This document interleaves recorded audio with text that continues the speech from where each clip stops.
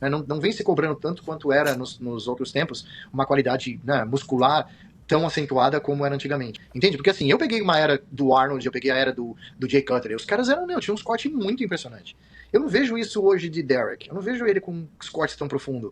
Eu tive ao lado do Sansão Daura. É um cara grande, mas eu não vejo corte profundo. Do cara tá conversando com você e tá com o antebraço e vê, aquele corte talhado. Eu não vejo isso. Se eu pegar um cara que tem, sei lá, uma cintura um pouco mais fina, que é o caso do nosso atleta, o Brandão. O Brandão não tem o mesmo volume muscular que os caras. Não tem o mesmo tamanho muscular que os caras. Eu vou tirar o título dele e jogar para um cara que não tem tanta massa muscular? O público em geral e a indústria do bodybuilder não vai aceitar isso.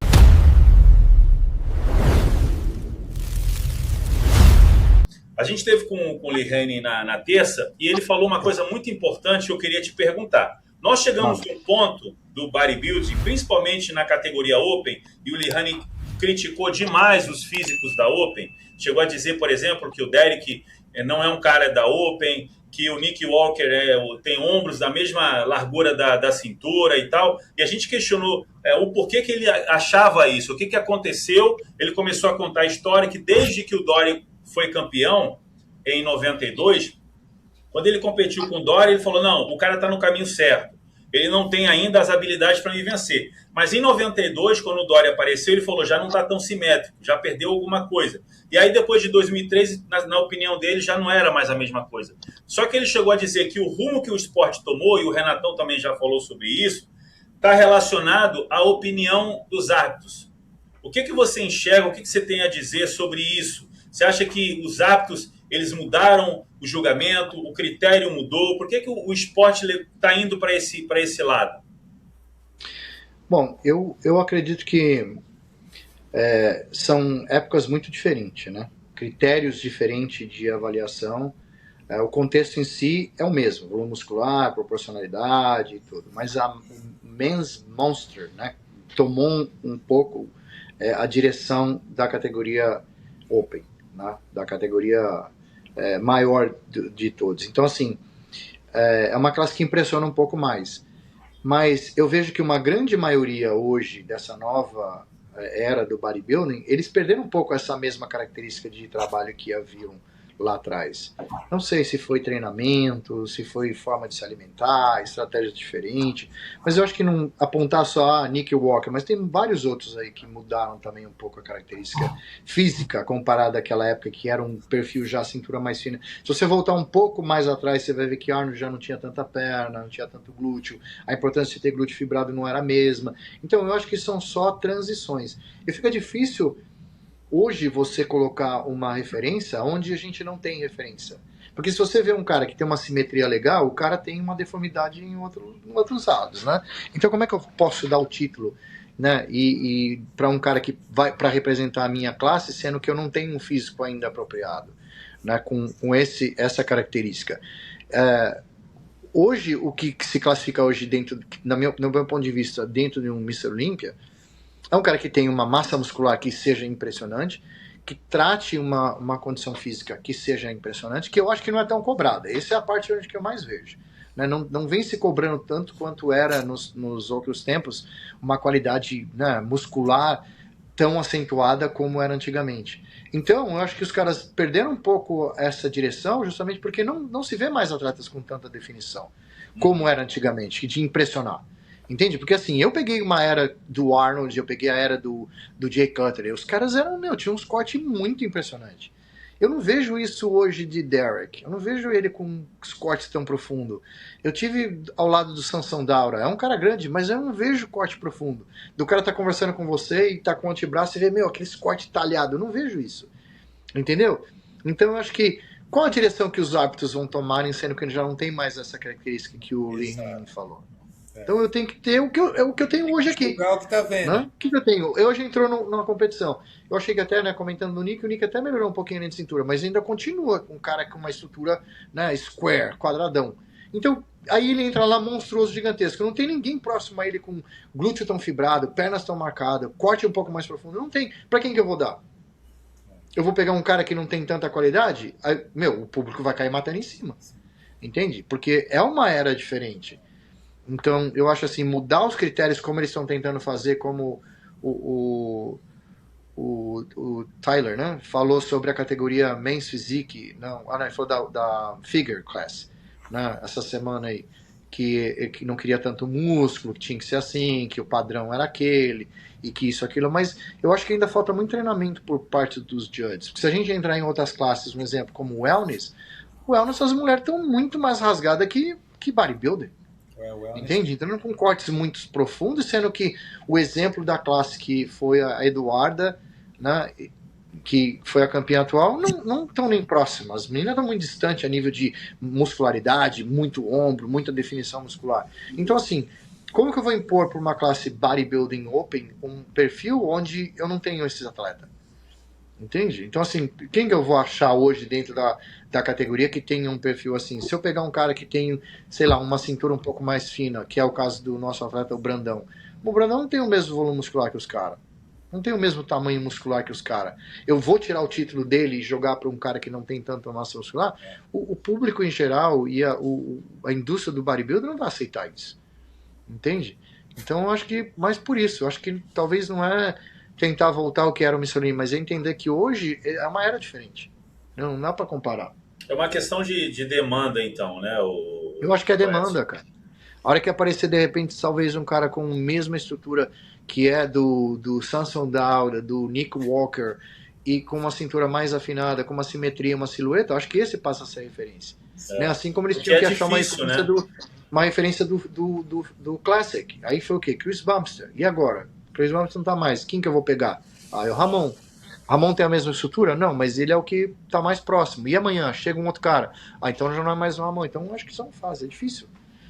Porque a demanda não tem É mais. porque o saudosismo, a gente é de uma geração que a gente via, você comentou aí o Jay Cutler, né? Você tinha o Dexter Jackson, que era um físico impressionante também, né? O próprio Ronnie, e aí uma década, geração de 90 misturado com a geração de 2000, muitos caras surgiram, né? O Shawn Roden talvez tenha sido o último físico, o último Mr. Olímpia, impressionante, ele não teve condições de continuar, mas depois, inclusive eu falei isso numa live aqui da gente, que às vezes a gente sente saudade até do Big Ramy, né, cara? Pelo que a gente está encontrando hoje. E é uma questão de demanda.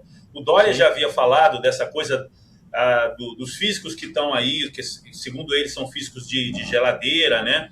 O Arnold é um cara que sempre bate nesse martelo também, entendeu? E o Lee Haney, ele chegou a culpar os hábitos, que na opinião dele, na época dele, na verdade, existiam hábitos de diversos cantos do mundo.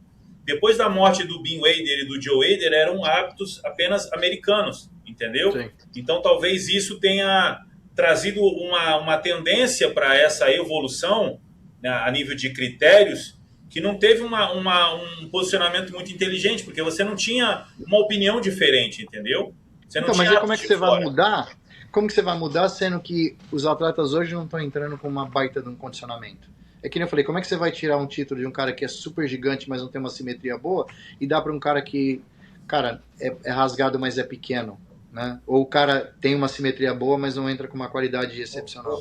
Teve uma coisa que o Renato também falou, que foi o seguinte, o Renato comentou na live com o Lee Haney, outro ponto também, que são os atletas extremamente preenchidos, que você vê claramente que são preenchidos. E não existe punição.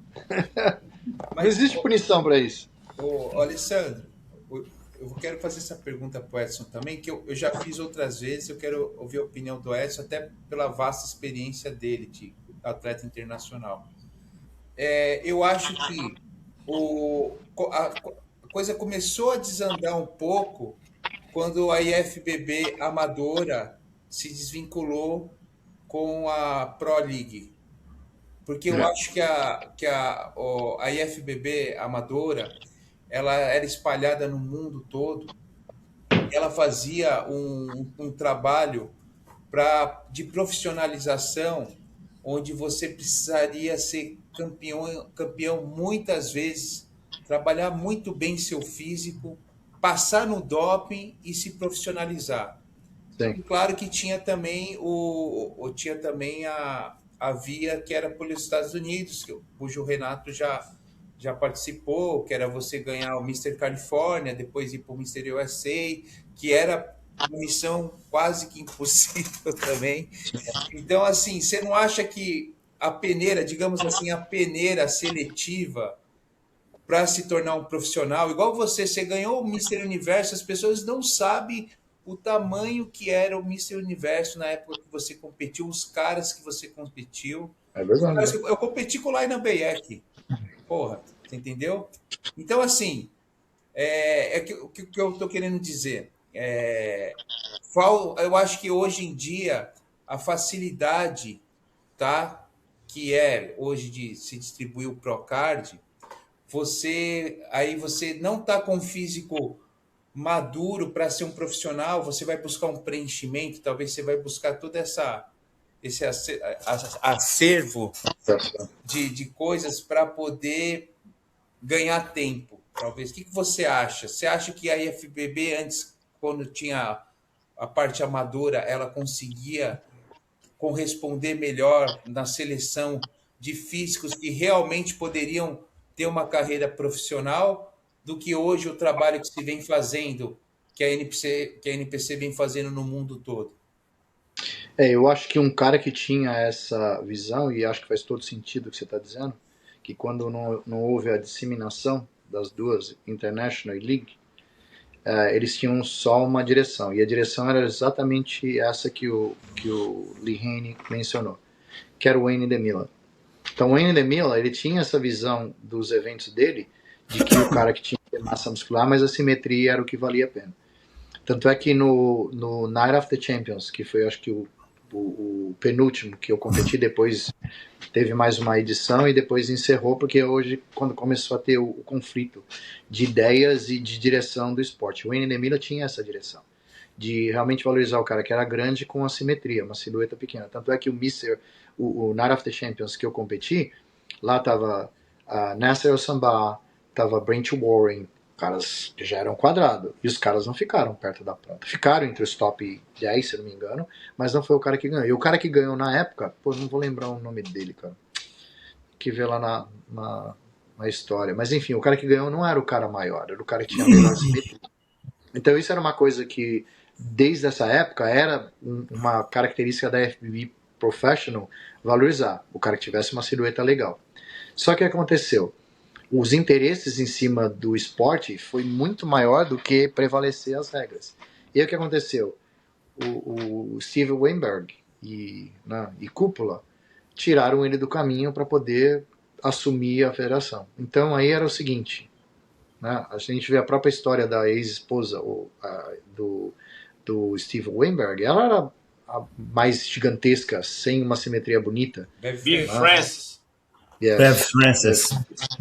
A Bev Francis era esse estilo. Então, na característica desses caras no controle, eles pensaram o seguinte, não, tem que ganhar os caras grandes, que se dane.